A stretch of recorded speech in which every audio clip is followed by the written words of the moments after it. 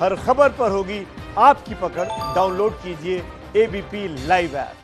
नमस्कार, स्वागत है आपका एबीपी न्यूज में। आपके साथ मैं हूं अखिलेश आनंद। 2 महीने में भूकंप के 6 झटके। आखिर ऐसा क्या हुआ कि देश की राजधानी दिल्ली लगातार भूकंप के झटके झेल रही है? ये भूकंप के झटके आने वाली किसी बर्बादी की तरफ तो इशारा नहीं कर रहे। क्या वाकई कोई बड़ा भूकंप दिल्ली को दहलाने वाला है? क्या ये छोटे छोटे भूकंप किसी बड़ी तबाही का इशारा है? एबीपी न्यूज के 11 संवाददाताओं ने की है एक खास पड़ताल। ये जानने की कोशिश की कि कितनी खतरे में है दिल्ली और क्या दिल्ली बड़े भूकंप को झेलने के लिए तैयार है। एबीपी न्यूज पर आज आपको हम देने जा रहे हैं भूकंप से जुड़े इन अहम सवालों के जवाब अपने 11 रिपोर्टर्स के साथ। देश की सत्ता का केंद्र है दिल्ली। दिल्ली या आसपास के इलाके में कोई बड़ा भूकंप आने वाला है। 1-2 नहीं बल्कि 6 बार भूकंप आया। दिल्ली में अभी तक हल्के भूकंप ही आए हैं। मध्यम और बड़े भूकंप कौन से होते हैं? पिछले 2 महीने में आए सभी भूकंप की तीव्रता रिक्टर स्केल पर 5 से कम थी। भूकंप के हिसाब से दिल्ली कहाँ खड़ी है? पहले से ही एक आपदा किट बनाकर तैयार रखते हैं। छोटे छोटे भूकंप के झटके कहीं किसी बड़े भूकंप की तरफ इशारा तो नहीं है। आखिर भूकंप बार बार क्यों आ रहा है?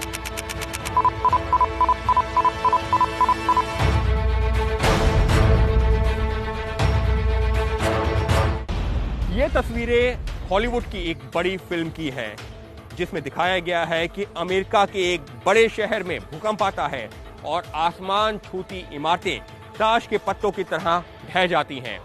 ये तस्वीरें देखकर दिल सिहर उठता है। लेकिन दिल्ली और एनसीआर में पिछले 2 महीनों में जो भूकंप के झटके महसूस किए जा रहे हैं वो कोई फिल्मी नहीं है। बार बार मन में एक ही सवाल उठता है कि क्या दिल्ली या आसपास के इलाके में कोई बड़ा भूकंप आने वाला है।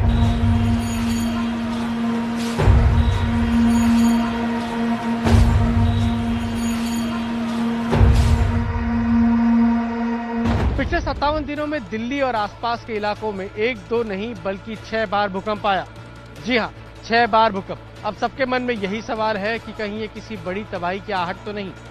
एक नजर पिछले 2 महीने में आए भूकंप पर डालें तो 29 मई केंद्र दिल्ली से सिर्फ 65 किलोमीटर दूर रोहतक। 15 मई केंद्र उत्तरी दिल्ली में रोहिणी। 10 मई केंद्र उत्तर पूर्वी दिल्ली का वजीरपुर। 13 अप्रैल केंद्र उत्तर पूर्वी दिल्ली का वजीरपुर। 12 अप्रैल केंद्र उत्तर पूर्वी दिल्ली का वजीरपुर। और इसी हफ्ते भूकंप का 6ठा झटका बुधवार को लगा। देश की सत्ता का केंद्र है दिल्ली। राष्ट्रपति और प्रधानमंत्री के आवास यहाँ हैं। यहीं पर तीनों सेनाओं का मुख्यालय भी है। जाहिर है देश की सुरक्षा के लिहाज से दिल्ली बेहद अहम है। दुनिया के विभिन्न देशों के राजनयिक भी दिल्ली में रहते हैं। और इन सब के अलावा नई दिल्ली के बाहर दिल्ली के बाकी इलाके में बड़ी जनसंख्या रहती है और ज्यादातर इलाके घनी आबादी वाले हैं। ऐसे में सवाल उठता है कि छोटे छोटे भूकंप के झटकों के बाद अगर कोई बड़ा भूकंप आया तो इससे निपटने के लिए देश की राजधानी दिल्ली कितनी तैयार है? आखिर भूकंप बार बार क्यों आ रहा है? इस बात को समझने के लिए पहले हमें पृथ्वी की संरचना को जानना होगा। दरअसल पूरी धरती 12 टेक्टोनिक प्लेट पर स्थित है, जिसके नीचे तरल पदार्थ लावा है और इसी लावा के ऊपर टेक्टोनिक प्लेट तैर रही हैं। जब ये टेक्टोनिक प्लेट आपस में टकराती हैं तो इससे ऊर्जा निकलती है, जिसे हम भूकंप कहते हैं। दिल्ली 3 जो जोड़ हैं यानी टेक्टोनिक जोड़ हैं या फॉल्ट्स हैं उसके ऊपर है। एक तो सोना फॉल्ट है, एक मुरादाबाद फॉल्ट है, एक बरेली फॉल्ट है और एक हेयरपिन बैंड है जो लाहौर से दिल्ली और हरिद्वार से दिल्ली आ रहा है। तो इस समय हमने देखा है कि जो सोना फॉल्ट है वो ज़्यादा एक्टिव है। तो जितने भी भूकंप के झटके देखे गए हैं इसी इलाके में देखे गए हैं। तो अब दिल्ली वासियों को इसकी आदत डाल लेनी चाहिए। भूकंप का केंद्र वह स्थान होता है जिसके नीचे प्लेटों में हलचल से ऊर्जा निकलती है।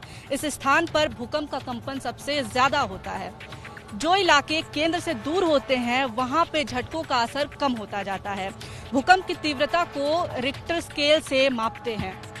धरती के भीतर से भूकंप के दौरान जो ऊर्जा निकलती है उसकी तीव्रता को इससे मापा जाता है। दिल्ली में अभी तक हल्के भूकंप ही आए हैं। रिक्टर स्केल पर 5 से कम तीव्रता वाले भूकंपों को हल्का माना जाता है। दिल्ली में पिछले 2 महीने में आए सभी भूकंप की तीव्रता रिक्टर स्केल पर 5 से कम थी।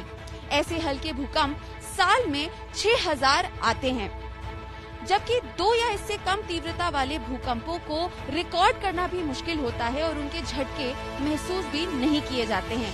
ऐसे भूकंप साल में 8000 से भी ज्यादा आते हैं।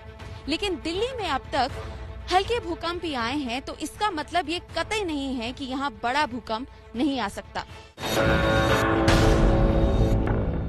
देश के जाने माने इंडियन इंस्टीट्यूट ऑफ टेक्नोलॉजी यानी IIT कानपुर की एक रिसर्च में भी ये आशंका जाहिर की गई है कि दिल्ली से लेकर बिहार के बीच एक बड़ा विनाशकारी भूकंप आ सकता है। IIT कानपुर की रिसर्च में आशंका जाहिर की गई है कि ये भूकंप 7.5 से लेकर 8.5 तक की तीव्रता वाला हो सकता है और इतनी तीव्रता वाला भूकंप काफी विनाशकारी साबित होता है। IIT कानपुर की रिसर्च के मुताबिक अगर मध्य हिमालय क्षेत्र में भूकंप आया तो दिल्ली, NCR, आगरा, कानपुर, लखनऊ, वाराणसी और पटना तक का इलाका प्रभावित हो सकता है। बार बार आते भूकंप को देखते हुए केंद्र सरकार के कहने पर digital active fault line Atlas को तैयार किया गया है। इसके तहत एक्टिव फॉल्ट लाइन के साथ साथ भूकंपों के पैटर्न को समझने के लिए कई भूकंप के आंकड़ों को शामिल किया गया है। 1885 से 2015 तक के 7 ऐसे बड़े भूकंपों को शामिल किया गया है जिनकी तीव्रता 7.5 से 8.5 की थी और इनसे काफी तबाही हुई थी। इनमें 3 भूकंप ऐसे हैं जिनकी तीव्रता 7.5 से लेकर 8.5 के बीच की थी। इसके तहत आपको ये समझ में आ सकेगा कि आप एक्टिव फॉल्ट लाइन के कितने करीब हैं और भविष्य के जितने भी निर्माण हो उसमें आपको क्या सावधानी बरतनी है। मध्यम और बड़े भूकंप कौन से होते हैं? रेक्टर स्केल पर 5 से 5.9 के भूकंप मध्यम दर्जे के माने जाते हैं। दुनिया भर में हर साल ऐसे 800 भूकंप आते हैं, जबकि 6 से 6.9 तीव्रता तक के भूकंप बड़े माने जाते हैं और ये साल में 120 बार आते हैं। 7 से 7.9 तीव्रता के भूकंप साल में 18 से 20 तक आ सकते हैं, जबकि 8 से 8.9 तीव्रता के भूकंप साल में 1 आ सकता है। अहम सवाल ये है, क्या दिल्ली में भूकंप आ सकता है? भूकंप के हिसाब से दिल्ली कहां खड़ी है? भूकंप के हिसाब से देश को 4 हिस्सों में बांटा गया है, जैसे जोन 2, जोन 3, जोन 4 और जोन 5। सबसे कम खतरे वाला जोन है जोन 2 और सबसे अधिक खतरे वाला जोन है जोन 5। जोन 5 में गुजरात के कच्छ से लेकर पूर्वोत्तर के राज्य शामिल हैं। दिल्ली, मुंबई जैसे महानगर, जम्मू कश्मीर, हिमाचल प्रदेश, उत्तर प्रदेश के पहाड़ी इलाके और बिहार नेपाल सीमा के इलाके जोन 4 में हैं। यहाँ भूकंप का खतरा लगातार बना रहता है और रुक रुक कर भूकंप आते रहते हैं। दिल्ली 4 जोन में है, जहाँ की 6.5 तक का भूकंप यहाँ आ सकता है। अचूक हिमालय के पास है, जहाँ हम बता रहे हैं कि 8 का आ सकता है, तो उसका भी असर यहाँ पड़ेगा। तो इसलिए घर की जो संरचना की जाए वो ऐसी की जाए कि वो गिरे नहीं। राष्ट्रीय भूकंप विज्ञान केंद्र ने भूकंप के कई पैटर्न पर अध्ययन किया है। इनके मुताबिक छोटे भूकंप बड़े भूकंप के असर को कम करते हैं। यह भी दावा किया गया है कि यदि किसी क्षेत्र में 100 साल से ज्यादा कोई भूकंप नहीं आया है तो उस इलाके में भूकंप के आने की आशंका ज्यादा रहती है। वहीं इंग्लैंड के अखबार द एक्सप्रेस में छपी एक रिपोर्ट में कई एक्सपर्ट्स के हवाले से दावा किया गया है कि छोटे छोटे भूकंप कई बार बड़े भूकंप के संकेत हो सकते हैं। इस रिपोर्ट में IIT जम्मू के प्रोफेसर चंदन घोष कहते हैं कि अगर इस क्षेत्र में बड़ा भूकंप आया तो बड़े तबाही के आसार हैं। पिछले 2 महीनों में आए 6 भूकंप के झटकों के बाद सभी के मन में ये सवाल है कि ये छोटे छोटे भूकंप के झटके कहीं किसी बड़े भूकंप की तरफ इशारा तो नहीं है। कुछ रिपोर्ट पढ़ी है जो अच्छे अखबारों में भी दी गई है और दिया है, वैज्ञानिकों को उनका अपना समझ होगा कि छोटे छोटे ये जो भूकंप आ रहे हैं इससे एनर्जी जो भूकंप की वो निकल जाएगी, ये बड़े भूकंप नहीं आएंगे। ऐसा नहीं है। दिल्ली में इतनी जल्दी भूकंप आ रहे हैं, लेकिन विज्ञान की तमाम आधुनिकताओं के बावजूद एक सच्चाई ये भी है कि हम भूकंप का पूर्वानुमान नहीं लगा सकते हैं, इसकी भविष्यवाणी नहीं कर सकते हैं। दुनिया के सबसे ज्यादा भूकंप आने वाले इलाकों में जापान भी शामिल है। वहां आए दिन भूकंप आते रहते हैं, लेकिन तमाम वैज्ञानिक रिसर्च के बाद भी जापान में भूकंप आने से महज 8 से 10 सेकंड पहले ही इसका अंदाजा लग पाता है कि भूकंप आने वाला है। मगर इतने कम समय में कोई भी बचाव करना लगभग असंभव है। अब ये थोड़ा सा संयोग है कि एक साथ कई जगह जो आ रहे हैं, तो ये बहुत अनयूजुअल तो नहीं है, लेकिन अब जानते हैं कि आप प्रिडिक्ट तो हम लोग कर नहीं सकते हैं, तो इनको हमको एक प्राकृतिक चेतावनी के रूप में लेना चाहिए। ऐसा माना जाता रहा है कि भूकंप आने की जानकारी सांप, चूहे, कुत्ते और बिल्ली जैसे जानवरों को कुछ पहले हो जाती है। कुछ किताबों और वीडियो में भी इस बात का जिक्र है कि भूकंप आने के कुछ सेकंड पहले कुछ जानवर सावधान हो जाते हैं। कई बार कुत्ते और बिल्लियों को सुरक्षित जगहों पर छिपते भी देखा गया है। हालांकि अब तक ऐसी कोई रिसर्च सामने नहीं आई है जिससे भूकंप आने का अनुमान पहले से लगाया जा सके। भूकंपों की बात हो और जापान का जिक्र ना हो, ये तो हो ही नहीं सकता, क्योंकि हर साल दुनिया में जो बड़े भूकंप आते हैं उसमें से 20% तो जापान में ही दर्ज किए जाते हैं। लेकिन यहाँ ये साफ कर देना भी जरूरी है कि भूकंप को लेकर जापान ने जैसी तैयारी की है, शायद दुनिया के किसी भी देश के पास वैसी तैयारी नहीं है। क्योंकि जापान में भले ही बड़े बड़े भूकंप आते हैं, लेकिन वहां पर इमारतें धराशाही नहीं होती हैं, सिर्फ हिलकर रह जाती हैं। मतलब साफ है कि भारत के बड़े शहरों, जिसमें दिल्ली भी शामिल है, उसको जापान से सीख लेकर बड़े भूकंप को लेकर अपनी तैयारी शुरू कर देनी चाहिए। यानी अगर भूकंप के बारे में पहले से बता ना सको तो उसे झेलने की तैयारी कर ले।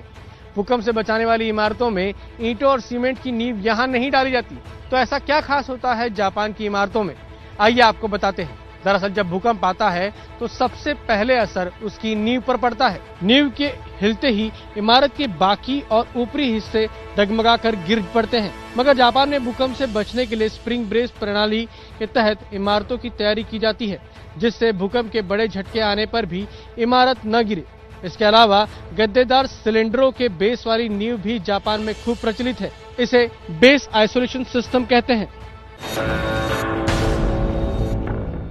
ये तो जापान की बात हुई, लेकिन क्या दिल्ली और आसपास के इलाकों की ऊंची मल्टी स्टोरेज बिल्डिंग भूकंप के झटकों को सहन कर पाने में सक्षम है? अगर कोई तीव्र गति का भूकंप आता है तो क्या दिल्ली के घर सुरक्षित रहेंगे? जानते हैं जानकारों की राय। पूरी तरह सुरक्षित है ऐसी बात नहीं है, क्योंकि जो भी बिल्डिंग डिजाइन होती हैं वो सब स्ट्रक्चरल सिस्टम जो आईएस कोड के हिसाब से गवर्नड है। दिल्ली दरअसल में क्या है कि जोन 4 में पड़ती है, ठीक है, जिसका बेसिकली अगर कहें तो एनीथिंग बिटवीन 6.8 to 7 के बीच में जो है रेक्टर स्केल के अंदर में वो जो भी बिल्डिंग डिजाइन है उससे वो उसको बर्दाश्त कर सकती है। यानी मल्टी स्टोरी बिल्डिंग में भी अगर गाइडलाइंस का पूरी तरह से पालन किया जाए तो भूकंप के बड़े झटकों में भी ये बिल्डिंग पूरी तरह सुरक्षित रहती हैं। इसके अलावा दिल्ली, एनसीआर या तमाम अन्य बड़े शहरों में फ्लैट खरीदने वाले लोगों के जहन में अक्सर ये सवाल रहता है कि बिल्डर किस तरह की तकनीक का इस्तेमाल करते हैं, या फिर अगर खुद का प्लॉट खरीदकर मकान बनाने वाले लोग हैं उनको भी किन किन बातों का मकान बनाते समय ध्यान देना चाहिए। जब आपकी हाई राइज बिल्डिंग होती है तो हम एक्सपेंशन जॉइंट्स देते हैं। एक्सपेंशन जॉइंट्स है, समझ लीजिए एल शेप बिल्डिंग है, एल प्लान में अगर हम देखते हैं एल है, तो एल की जो छोटे वाली डंडी है उसमें हम एक एक्सपेंशन जॉइंट दे देते हैं।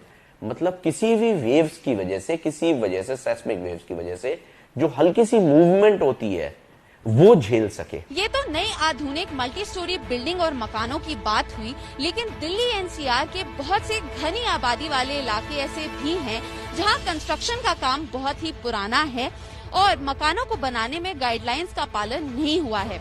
जानकारों का मानना है कि अगर 6 रिक्टर स्केल का भूकंप आता है तो ऐसे इलाकों में बहुत सी इमारतों के तहस-नहस होने का पूरा खतरा है। यमुना के आसपास के इलाकों को ज्यादा खतरा हो सकता है। इन सब सावधानियों के बावजूद अगर आप भूकंप में फंस जाते हैं तो क्या करना है? विश्व भर में जापान ही एक ऐसा देश है जो प्राइमरी कक्षा में ही अपने बच्चों को भूकंप और सुनामी से बचने के तरीके सिखाता है। ये याद रखिए कि अगर आप भूकंप में फंस जाते हैं तो तुरंत पहले घर से बाहर निकलिए, खुले में जाइए। और अगर भूकंप में घर में ही फंस जाते हैं तो किसी बेड या फिर मजबूत टेबल के नीचे छिप जाइए।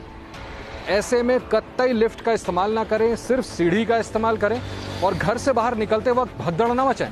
पहले से ही एक आपदा किट बनाकर तैयार रखें, जिसमें आपके जरूरी कागजात जैसे बैंक और पासपोर्ट के कागजात, कुछ कैश, मोबाइल फोन, टॉर्च और जरूरी दवाएं जैसी चीजें रखी हो।